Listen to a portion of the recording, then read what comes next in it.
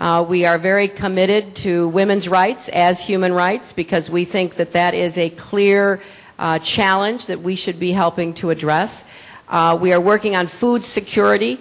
We're having a very intensive approach toward trying to help countries improve their own agriculture. I had a fascinating conversation last night at dinner with the President about how here in the Philippines you're working on hybrid rice that can withstand typhoons and withstand excessive water. We're also working with people in Africa on hybrid rice and other seeds that can withstand drought. So we need to bring research and science to agriculture. I mean, all of these are important priorities of the administration, and we want to see governments held more accountable to their own people. We want to see efforts against corruption and more transparency and more accountability. And I think that the new technology provides a tool for that. And of course, you know, the President's campaign was all about new technology, and we're carrying that into our administration. So that, for example, we're encouraging young people to use social networking to report corruption, to organize, to achieve goals in your society. We've seen examples of that. In Colombia, for example, a young person put together a huge demonstration against the insurgents. In Iran, after the elections, young people were twittering to say where they were going to be to demonstrate. So I think that we're trying to take the tools of the 21st century and apply them to 21st century diplomacy. And we want to emphasize development on a par with diplomacy and defense. So those are some of our approaches. Thank you very much. Hope to see you soon. Thank you. Secretary, you were talking a little bit about corruption, and let me just follow it up, because corruption is an issue in Afghanistan, it's an issue in Pakistan, and as you know, it's an issue here in the Philippines. What can the United States do, or can the United States do more to nudge friendly but corrupt countries to be more accountable and less corrupt? Well, we are trying to do that. You know, one of the programs that we have, the Millennium Challenge account, requires that countries meet a certain level of anti-corruption standards, and we are trying to promote that. We are looking for ways to link more of our aid to demonstrations that the aid gets to where it's intended, that it doesn't get siphoned off, as too often has been the case. But the biggest tool against corruption in any society is public exposure. And citizens standing up and saying that they're not going to accept it, for it to be an issue in the political system, especially of a democracy.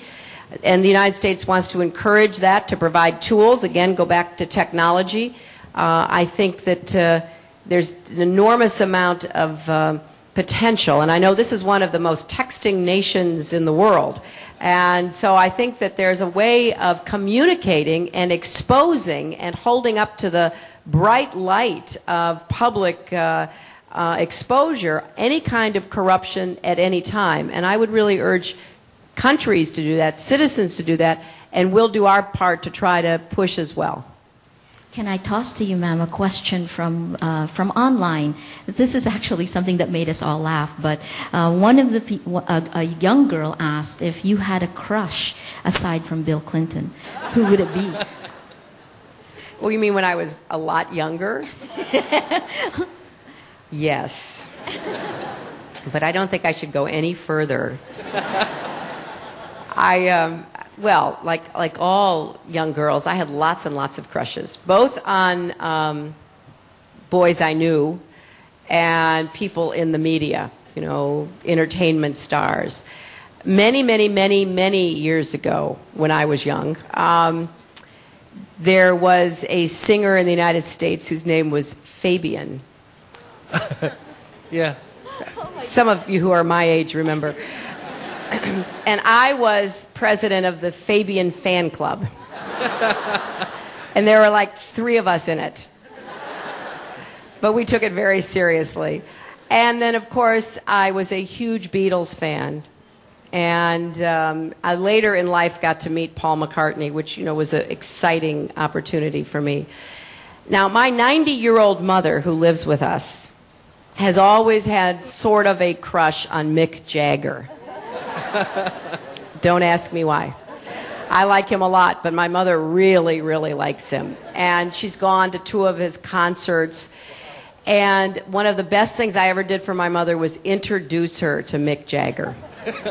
So I think doesn't matter what age you are, sometimes you can have little bits of pieces of crushes, but that's all part of having fun in life and enjoying yourself. And I think that in this country there are a lot of basketball players who are the object of crushes, I'm told. And I totally get that, except, you know, you have to realize if you meet them in person, it hurts your neck after a while. Mrs. Clinton, let's go back to Zamboanga, where Ses wants to throw a question at you. Ses, what do you have? Secretary, on a more serious note, peace has been so elusive here in Mindanao, and just yesterday another kidnapped victim, Irish missionary Father Michael Sinot, was released through the help of the MILF. The U.S. has watched the peace talks between the government, the Philippine government, and the MILF closely, and I'd like to ask what kind of assistance can your government give to see finally a fruitful conclusion to the peace process? Thank you, Sess, and we share your hope that there is a final and soon resolution to the peace process. The government of the Philippines is responsible for this process. It is something that we support, but we're not involved in. There's an international contact group of countries that are being supportive, and it's certainly Malaysia, which is playing an active role.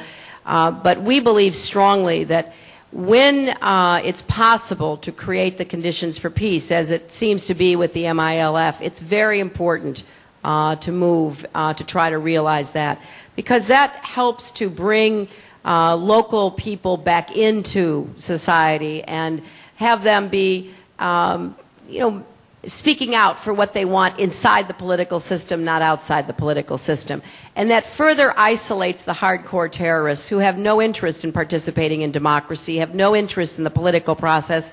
They want to impose their will, their version of reality on everybody else. So I think working for peace in Mindanao is really important, not only for the people of the Philippines, but for people everywhere who can see that yes, there may be disagreements, but we can come to some resolution, and then to set forth a development strategy that will really reward the people of Mindanao with a better future that everyone can invest in. But ma'am, largely the U.S. has pursued a socio-economic approach in terms of helping in Mindanao. It hasn't actually been successful. The closest we've come to a peace agreement was just thrown out the window because it offered a political solution. Do you think that a political solution is necessary for this, or can a socio-economic approach, both in the Philippines and perhaps in Afghanistan, can it work